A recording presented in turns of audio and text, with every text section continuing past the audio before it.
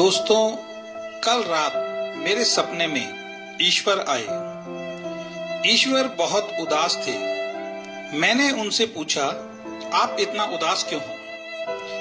ईश्वर ने जवाब दिया कि मैं तुम इंसानों की वजह से उदास हूं, क्योंकि तुम इंसानों के जीवन में जब भी कोई परेशानी आती है तो उसका दोष तुम मुझ पर लगाते हो।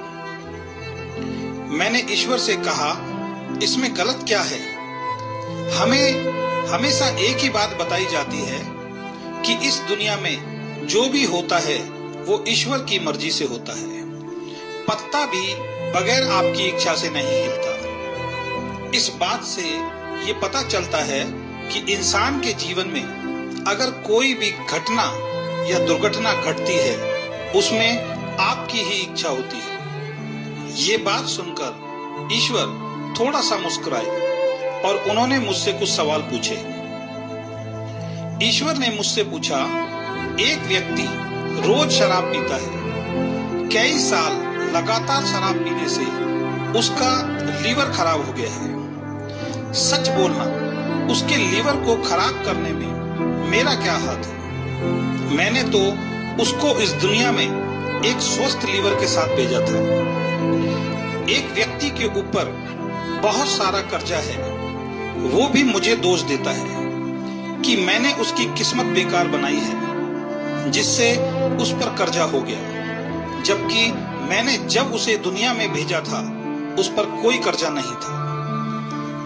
एक व्यक्ति बहुत गरीब है, एक साधारण सी नौकरी करता है, लेकिन उस नौकरी को छोड़ने को तैयार नहीं है। इसका मतलब उसे जो उस नौकरी से मिल रहा है उससे ज्यादा पाने का वो प्रयास नहीं करता और मुझे ही दोष देता है, मैंने उसको गरीब बनाया है। जब सास और बहू की आपस में नहीं बनती तो वो भी कहती है कि कैसी बहू भगवान ने हमें दी है। जबकि मैं उनसे पूछना चाहता हूँ कि बहू देखने जब वो गए थे तो क्या मुझे साथ लेकर गए थे?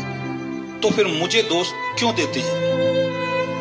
जब पति पत्नी की आपस में नहीं बनती तो वो भी यही कहते हैं, भगवान ने कैसी जोड़ी बनाई है, जबकि इसमें मेरा कोई हाथ नहीं है। ये सब उन दो परिवारों के लोगों की या लड़के लड़की की आपसी पसंद से हुआ है। किसी को बिजनेस में बहुत बड़ा नुकसान हो गया, वो भी यही कहता है, ये सब मैंने करवाया है, जबकि जिन गलतियों की वजह से नुकसान हुआ है वो मैंने नहीं, उसने खुद ही की है। ऐसे बहुत सारे उदाहरण जिसमें आप मुझे दोषी ठहराते हो। और आपकी सबसे बड़ी दिक्कत है, जब आपके जीवन में कुछ अच्छा होता है तो उसका श्रेय आप अपने आप को देते हो कि ये आपकी वजह से हुआ, और जब कुछ गलत होता है तो उसका दोष आप मुझ पर लगाते हो। मैं आपसे एक सवाल पूछना चाहता हूँ, अगर मैं आपको अपने बच्चों की किस्मत लिखने का अधिकार दे दूं तो आप अपने बच्चों की किस्मत कैसी लिखोगे? मैंने कहा कि मैं अपने बच्चों की किस्मत बेहतर से बेहतर लिखूंगा। मैं लिखूंगा मेरे बेटे और बेटी को जीवन में कोई दुख ना हो, वो हमेशा खुश रहें, उनको हर वो खुशी मिले जो वो चाहते हैं। फिर ईश्वर ने मुझसे पूछा कि अगर आपका एक बच्चा नालायक है, आपका कहना नहीं मानता, और दूसरा बच्चा समझदार है, आपका कहना मानता है, इन दोनों की किस्मत आप कैसी लिखोगे? मैंने कहा कि दोनों बच्चे मेरे हैं, मैं नालायक और समझदार दोनों की किस्मत एक जैसी और अच्छी लिखूंगा। ईश्वर थोड़ा हंसे और मुझसे बोले, मैं कौन हूँ? आप सभी मुझे परमपिता परमेश्वर कहते हो, इसका मतलब आप सभी मेरी संतान हो। जब आप अपने सभी बच्चों की किस्मत बहुत अच्छी लिखोगे तो मैं आपकी किस्मत बेकार कैसे लिख सकता हूँ? हकीकत में मेरे पास आपकी किस्मत लिखने का कोई अधिकार नहीं है। मैं हर इंसान को एक जैसा बनाकर भेजता हूँ और आप सभी को एक चीज देकर भेजता हूँ जिसका नाम कर्म है।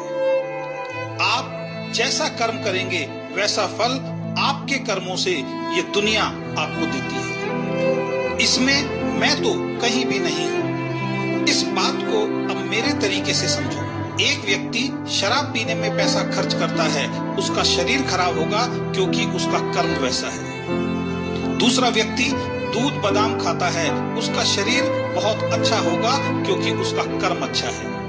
एक विद्यार्थी परीक्षा में फेल होता है क्योंकि वो अच्छी तरह से पढ़ाई नहीं करता।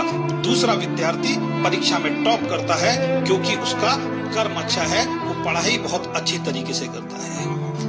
एक व्यक्ति गरीब घर में पैदा होने के बाद भी अपनी मेहनत से करोड़ों रुपए की संपत्ति बनाता है, ये उसका कर्म है। दूसरा व्यक्ति बना बनाया सब कुछ खत्म कर देता है, ये उसका कर्म है। एक परिवार में सब साथ रहते हैं, स्वर्ग जैसा जीवन जीते हैं, बहुत प्यार है, ये उनका कर्म है। दूसरे परिवार में साथ रहना नर्क जैसा लगता है, ये उनका कर्म है। इन बातों से मैं आपको सिर्फ इतना कहना चाहता हूं कि आज अगर आप सुखी हैं तो आप अपने कर्मों की वजह से हैं, और आज अगर आप दुखी हैं तो आप अपने कर्मों की वजह से हैं। और ये कर्म करने की ताकत अंतिम सांस तक आपके साथ रहेगी। अगर आप अपने जीवन को बेहतर बनाना चाहते हैं तो आज से, अभी से अपने कर्मों को अच्छा करना शुरू कर दीजिए, आपका जीवन अच्छा होना शुरू हो जाएगा।